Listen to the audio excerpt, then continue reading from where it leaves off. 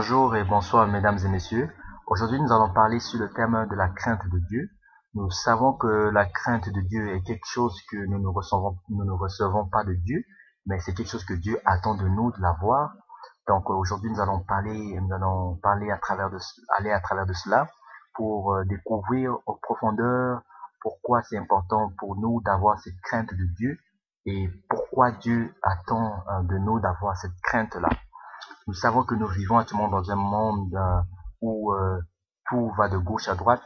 On a des nouvelles tendances qui sortent, la mode, et il y a beaucoup de mauvaises choses qui est dans le monde et beaucoup de distractions, surtout pour les chrétiens. Et de peu à peu, le prince de la puissance de l'air, donc Satan, actuellement influence beaucoup le monde à travers beaucoup de tendances, de nouvelles modes, de choses qui sortent et que même maintenant, ce qui est supposé être la vie privée des gens est devenu une vie publique. Et dans tout cela, on peut déjà voir que il y a une manque de la crainte de Dieu au niveau du monde. Et cela est vraiment triste aussi de remarquer cela, surtout au niveau des chrétiens, parce que la crainte de Dieu est vraiment très importante, surtout pour ceux qui ont donné leur vie à Jésus. Car si tu n'as pas la crainte de Dieu, tu ne pourras point avancer et grandir avec Dieu. Donc, le meilleur exemple, comme la Bible nous dit, de regarder attentivement la vie des Israéliens dans l'Ancien Testament, afin de prendre cela comme exemple pour ne pas tomber dans le même erreur que eux ils sont tombés. Tous savent que comment les Israéliens ont été dans le désert avec Dieu, et Dieu les a apportés déjà dans le désert pour sonder leur cœur au niveau de la mer Rouge, Mara, Sinaï et tout cela. Et nous pouvons distinguer, nous pouvons voir que les Israéliens sont sortis de l'Égypte, mais l'Égypte n'est pas sortie de eux. Et cette incrédulité qui était vraiment en eux, faute parce qu'ils n'avaient pas la crainte de Dieu, ils ne croyaient pas, ils ne voulaient pas croire tout simplement à ce que Dieu est vrai, malgré la nuée, malgré la flamme de feu qui les suivait, ils ne voulaient pas accepter de croire tout simplement que ce qui est devant eux est réel et est vrai, malgré les grands miracles de Dieu, leur cœur était encore rempli d'Égypte. Donc, face à cette incrédulité, la plupart, presque tous, sauf Josué et Caleb, tous sont morts dans le désert. Seulement leurs fils en vont hériter de Canaan que Dieu avait promis à Abraham, notre père de la foi. Et on peut voir vraiment cette incrédulité qui se traduit par le manque de la crainte de Dieu. Donc, nous allons nous baser dessus cela pour voir ce que Dieu a dit aux Israéliens dans le désert, afin de comprendre exactement c'est quoi la crainte de Dieu. Donc déjà dans cela, là, dans Proverbe 8:13, la Bible nous dit que la crainte de Dieu est tout simplement la haine du mal, et que arrogance, orgueil, bouche perverse, voix mauvaise, oui, je les hais vraiment. Donc on voit déjà ici que la crainte de Dieu, c'est tout simplement le fait d'haïr le mal. Et qu'est-ce qu'on veut dire ici par haïr le mal? Quand on dit le mal, on parle en général de toute chose qui porte des fruits, des mauvaises fruits. Pas tout ce qui porte des bons fruits, ni également des fruits de l'arbre. Ce que je dis par là, c'est que le mal est comme l'arbre et les fruits sont comme sont les œuvres du mal. Donc le mal qui est l'arbre en général, c'est ce que nous devons l'haïr. Et quand tu coupes un arbre, les fruits ne portent plus. Donc c'est la même chose. Dieu nous dit que avant qu'on était dans le monde, nous agissons selon les convoitises, selon les désirs, selon les passions du monde. Et maintenant que nous sommes en Christ et que nous vivons pour Christ, nous devons maintenant nous devons maintenant haïr, avoir de la haine pour ce que nous faisons dans le passé, pour ce que nous avons fait et que nous sommes morts déjà pour cela. Nous devons haïr le mal dans tous les sens. Et dans Deutéronome 10, 12, nous allons lire dans Deutéronome 10, 12 ce que Dieu veut nous dire par aussi ce que Dieu attend de nous par rapport à la crainte. Il dit dans Deutéronome 10, chapitre 10, verset 12, Maintenant, Israël, que demande de toi l'Éternel, ton Dieu? Si ce n'est que tu craignes l'Éternel, ton Dieu, afin de marcher dans toutes ses voies, d'aimer et de servir l'Éternel, ton Dieu, de tout ton cœur et de toute ton âme. Donc, on peut déjà voir comment tu peux aimer Dieu. Dans cette parole-là, si on le lit, et on prête vraiment attention de cela, Dieu parle de deux choses dans cette parole. Il dit, afin de marcher dans toutes mes voies et d'aimer et de servir l'Éternel, ton Dieu. Donc, marcher dans toutes ses voies, d'aimer et, conjonction de coordination qui relie deux choses, et de servir l'Éternel, ton Dieu, de tout ton cœur et de toute ton âme. Donc, si tu n'as point la crainte de Dieu, tu ne peux pas marcher dans ses voies et tu ne peux pas l'aimer et tu ne peux pas le servir de tout ton cœur et de toute ton âme. Car tout l'amour du monde est inimitié contre Dieu, comme Dieu nous dit dans Jacques. Également, le mal n'empêche de marcher dans les voies de Dieu et de l'aimer et de servir l'Éternel. Mais tu me diras, mais pourquoi l'aimer? Mais la parole de Dieu nous dit que ceux qui aiment Dieu, c'est ceux qui gardent le commandement de Dieu.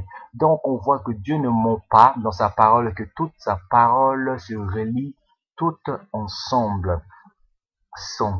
Si tu n'haïs pas le mal, alors ton cœur est sujet au mal.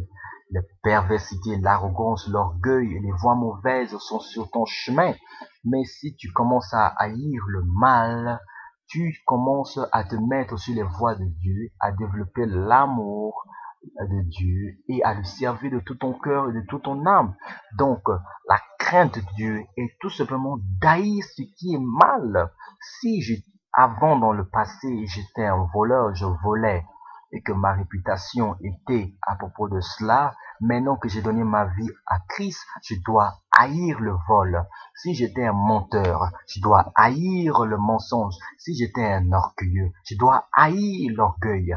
Haïr l'orgueil veut dire tout simplement renouveler ma mentalité par rapport à la parole de Dieu qui dit que Dieu résiste aux orgueilleux et fait bien aux humbles, fait du bien aux humbles.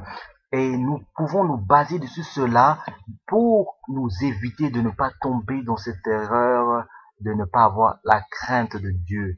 Car sans la crainte de Dieu, tu ne pourras pas marcher dans la voie de Dieu et tu ne pourras pas le servir de tout ton cœur, de toute ton âme. Car ton cœur est occupé par l'Égypte exactement comme les Israéliens. Leur cœur était occupé par l'Égypte et tu ne peux pas servir de Dieu, tu ne peux pas partager Dieu avec quelque chose.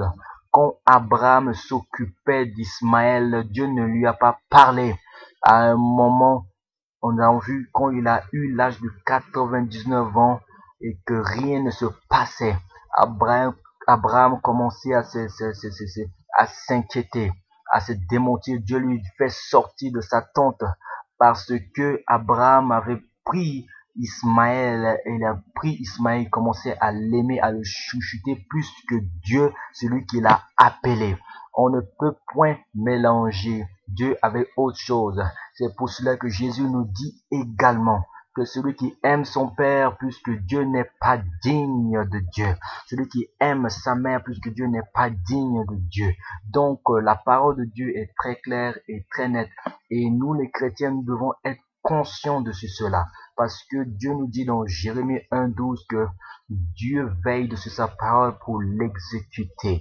Et Dieu va nous confronter avec sa parole comme il dit à l'église de Pergame dans Apocalypse. Il va venir le confronter avec l'épée qui est dans sa bouche, qui est la parole de Dieu.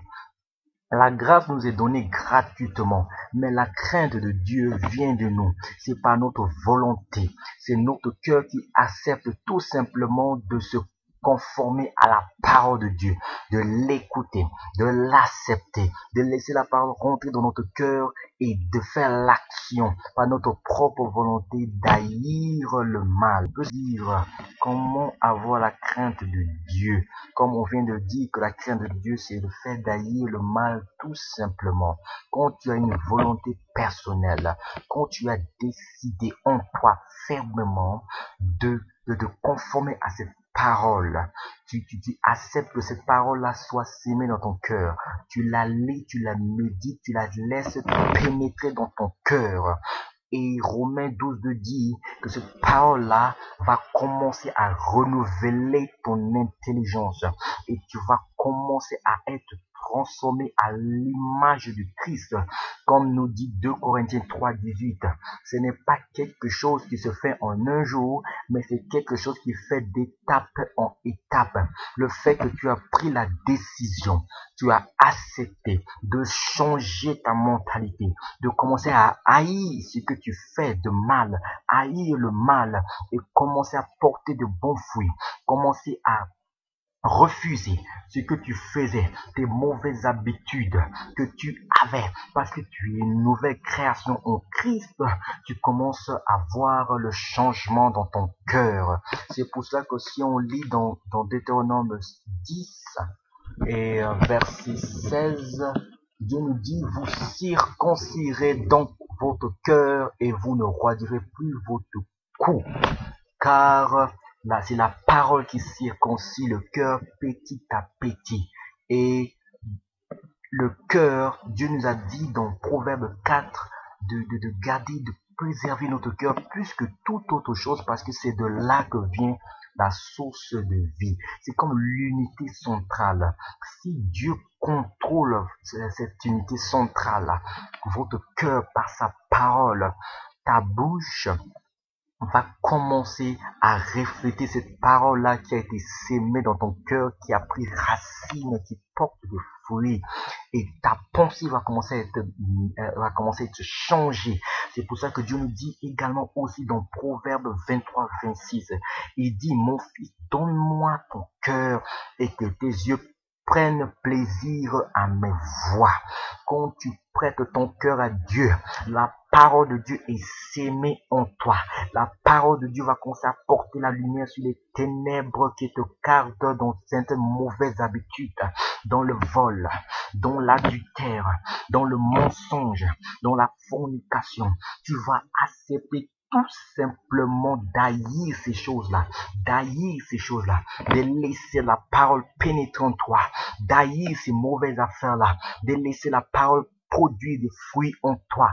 C'est une décision volontaire qui vient de toi tout simplement. Avoir le cou raide, car le peuple de Dieu en Israël avait le cou raide parce qu'ils entendaient la parole, mais ils décidaient de ne pas le croire. C'est pour ça qu'il n'y avait pas de foi, parce qu'ils ne voulaient pas croire tout simplement à ce que Dieu les disait. Ils ne prêtaient pas attention, ils l'entendaient, mais ils ne prêtaient pas attention. Et cela les a apportés sur le chemin de la perdition. Si maintenant tu écoutes cette parole que je dis, qui est une sémence dans ton cœur, si tu ne l'acceptes point, si tu fais le coup raide, si tu refuses que cette parole rentre dans ton cœur, pénètre dans ton cœur, tu viens de faire la même chose que ce que les Israéliens ont fait dans le désert. Mon frère, moi je ne voudrais pas que tu prends ce chemin-là, car la parole de Dieu est une force, est une puissance transformatrice, capable de séparer la jointure de la moelle, de séparer ton âme et de ton esprit. Il faut avoir la crainte de Dieu. Et la crainte de Dieu, c'est d'haïr le mal. Et pour arriver à cela, il faut que tu te conformes à la parole de Dieu. Il faut que tu laisses la parole de Dieu pénétrer dans ton cœur, renouveler ta mentalité pour qu'il t'ouvre les yeux à voir ce que tu fais de mal dans ta vie. Et tu commences à les couper un à un dans ta vie. Ce n'est pas une question de journée. Cela peut prendre du temps parce que des choses dans ta vie, tu continues, tu commences et tu vas toujours continuer à grandir. Continue toujours à être transformé. Tu vas toujours grandir à être renouvelé.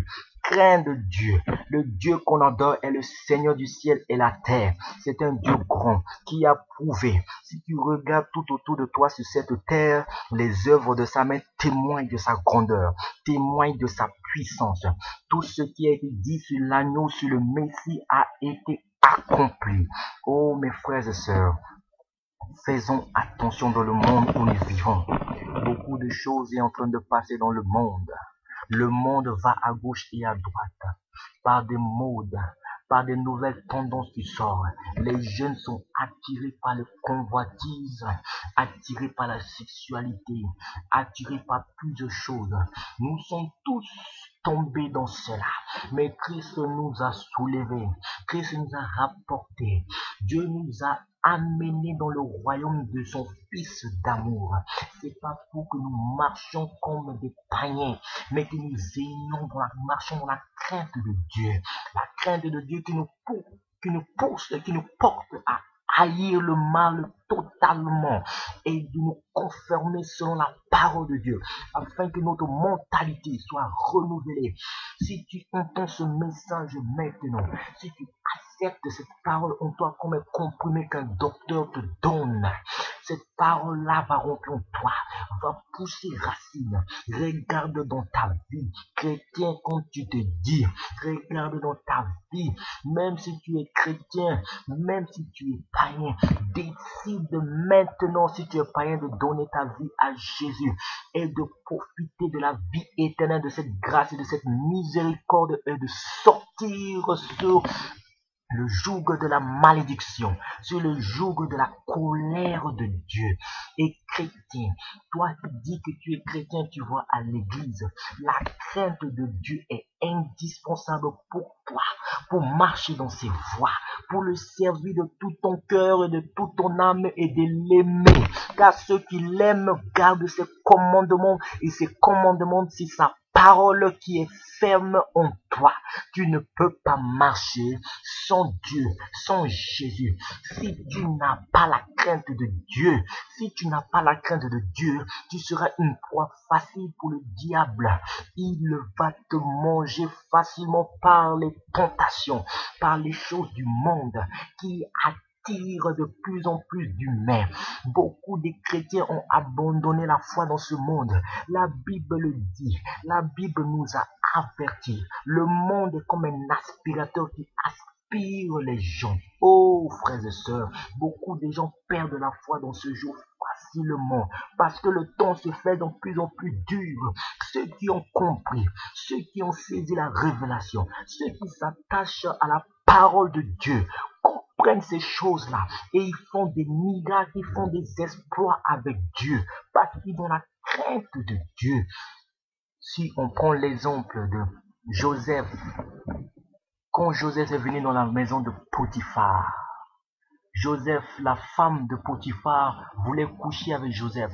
Joseph a fui. C'est pour cela que Joseph a dit, moi j'ai la crainte de Dieu. Parce que Joseph a vu le mal et il a sauté et il a couru. Mais toi, quand tu vois le mal, tu fonces dedans et tu dis, oh, qu'il soit fait selon ta volonté, que je ne tombe pas dedans. Oh, oh, oh, oh, frères et sœurs, ne te trompe pas. La parole de Dieu n'est pas vaine. Cette même parole-là, il va te juger avec. Aujourd'hui, tu es sur la terre. Demain, si tu meurs, tu vas rencontrer Dieu. Tu ne vas plus rencontrer le même Dieu. Tu vas rencontrer un Dieu de justice avec la flamme de feu dans ses yeux. Il va te combattre avec sa parole. Il va te juger selon sa parole. Et si tu n'as pas sa crainte, oh, si tu n'as pas sa crainte, même si tu prophétises, même si tu es le grand bishop, le grand pasteur sur cette terre, même si tu ressuscites le mort, tu es en train de perdre ton temps parce que tu n'as point la crainte de Dieu. C'est pour cela qu'on voit des scandales dans les églises. C'est pour ça qu'on voit des scandales parmi les chrétiens, plus pire que parmi les païens, parce que la crainte de Dieu n'est pas là. On pense que la crainte de Dieu, c'est quelque chose qu'on acquiert de Dieu. Non, la crainte de Dieu vient de nous, de notre propre volonté, de se pousser à se soumettre sur la parole de Dieu. C'est de notre volonté. Accepte cette parole que je te donne ce soir. Avale ces comprimés-là. et sache que la grâce, la miséricorde et l'amour de Dieu veillent dessus toi et que Dieu veut faire des exploits avec toi. Dieu t'aime et Dieu attend de toi tout simplement que tu disposes ton cœur pour lui, que tu marches dans sa crainte, d'haïr le mal, les choses mauvaises, porte de bons fruits, car un bon arbre ne peut pas porter de mauvais fruits. C'est à tes fruits qu'on va te reconnaître parmi les chrétiens. On doit voir la gloire de Dieu en toi, frères et sœurs. Chrétiens, réveillez-vous. Vous qui êtes sur le chemin de la perdition, répondez-vous, car le temps est proche. Dieu viendra comme un voleur. Vous ne savez pas. Restez dans la crainte de Dieu. Parce que dans la crainte de Dieu, il y a une solide confiance. Et pour ses fils, il y aura toujours un refuge. C'est la parole de Dieu qui nous dit cela. Ayez la crainte de Dieu, frères et sœurs. Notre Dieu est un Dieu terrible.